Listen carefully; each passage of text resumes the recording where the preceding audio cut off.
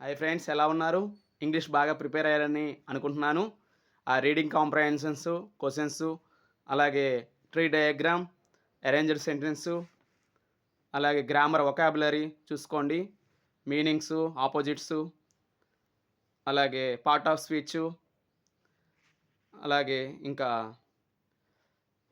ప్రిపోజిషన్సు, creative expressions, అలాగే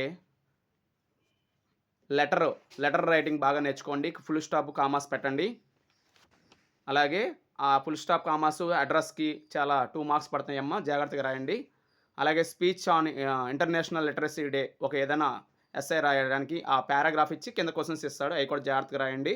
paragraph questions చాలా ఈజీగా రాబోతుంది. ఇంగ్లీష్ కూడా చాలా మంచిగా రాయండి. అలాగే రీడింగ్ కాంప్రహెన్షన్స్, అలాగే అయన్నీ బాగా చదువుకొని మంచిగా రాయాలని ఆకాంక్షిస్తూ, అభిలాషిస్తూ ఇంగ్లీష్ ఎగ్జామ్‌కి జై భవ, విజయీ భవ. ఎటువంటి టెన్షన్ పడకండి. పారాగ్రాఫ్ క్వెషన్స్ ఎక్కువుంటాయి మనకి ఇంగ్లీషు. అలాగే చాలా కొంచెం లెటర్ ప్రాక్టీస్ చేసుకోండి.